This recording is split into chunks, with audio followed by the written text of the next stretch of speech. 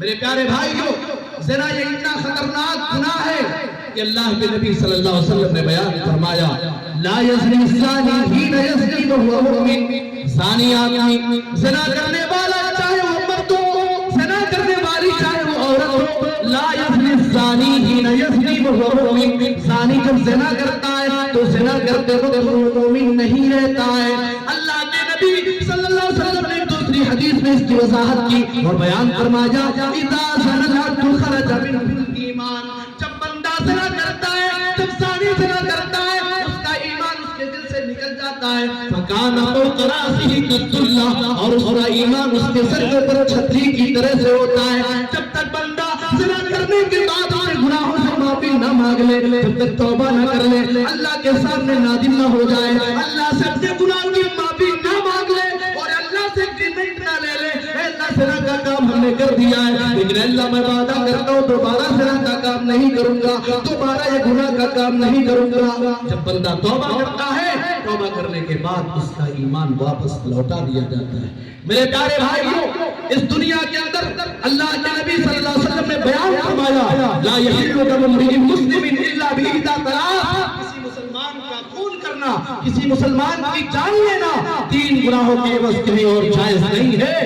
اللہ کے نبی صلی اللہ علیہ وسلم نے یہ بھی بیان فرمایا کہ اگر زانی زنا کرتا ہے، پورا ہے، شادی شدہ اگر زنا کر رہا ہے، اسے اس دنیا کے اندر زندہ رہنے کا حق نہیں ہے، اسے اس دنیا کے اندر زندہ رہنے کا ادھیکار نہیں دیا جائے گا، اسے پتھروں سے مار مار کر کے موت کے گھاٹ اتار دیا جائے گا۔ قرآن میں اللہ رب العالمین نے شادی شدہ کے بجائے جو آدمی غیر شادی شدہ زنا کرتا ہے اس کی سزا اسلامی شریعت میں کیا ہے؟ اللہ تبارک و تعالیٰ نے بیان فرمایا الزانیۃ والزانی فاجلدوا کل واحد منہما مئۃ جلدہ، زانی مرد ہو یا زانیہ عورت ہو، ان میں سے ہر ایک کو 100 کوڑے لگائے جائیں گے۔ اگر بدمعاش ہے، اگر بہت بڑا مجرم ہے، اسے 1 سال کے لیے شہر بدر کر دیا جائے گا۔ اور شادی شدہ زانی کے بارے میں سورہ احزاب کی آیت کریمہ جس کی تلاوت کو اللہ نے منسوخ کیا مگر اس کا حکم باقی ہے۔ اللہ تعالیٰ نے بیان فرمایا الشیخ والشیخۃ اذا زنیا فرجموہما البتۃ،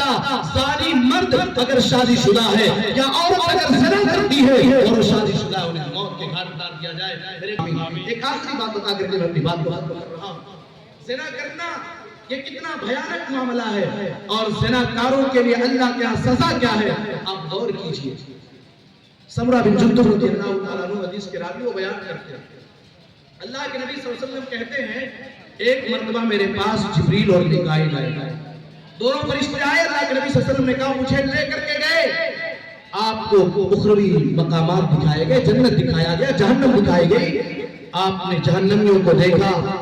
اس میں ایک ایسے لوگوں کو بھی آپ نے دیکھا جو تندور میں، تندور کی روٹی جو بنتی ہے جس بھٹی میں تندور کو بنایا جاتا ہے، روٹی کو جس کا اوپر والا حصہ تنگ ہوتا ہے اور نچلا حصہ کسادہ ہوتا ہے، اللہ کے نبی صلی اللہ علیہ وسلم کہتے ہیں میں نے دیکھا کچھ لوگ ایسے ہیں جس میں آگ بھڑکائی جا رہی ہے، اس میں مرد بھی ہیں، اس میں عورتیں بھی ہیں اور وہ آگ کے شعلوں کے ساتھ اوپر آ رہے ہیں، انہیں بھونا جا رہا ہے، انہیں جلایا جا رہا ہے۔ اللہ کے نبی صلی اللہ علیہ وسلم نے پوچھا اے فرشتوں یہ کون ہے؟ ان لوگوں نے جواب دیا ہؤلاء الزناة، اے اللہ کے نبی صلی اللہ علیہ وسلم یہ زانی ہے، یہ زانی ہے، یہ دنیا کے اندر وہ ہے جو دوسرے کی بہنوں کی عزت کے ساتھ سلوار کیا کرتے تھے، دوسرے کی ماؤں کی عزت کے ساتھ سلوار کیا کرتے تھے، کسی غیر کی بیٹی اور کسی غیر کی بہنوں کے اوپر اپنی للچائی کی نگاہ ڈالا کرتے تھے۔ میرے پیارے بھائیوں، آنکھوں کی حفاظت کیجئے، ہاتھوں کی حفاظت کیجئے، پیروں کی حفاظت کیجئے، زبان کی حفاظت کیجئے۔ پیارے آقا جناب محمد رسول اللہ نے بیان فرمایا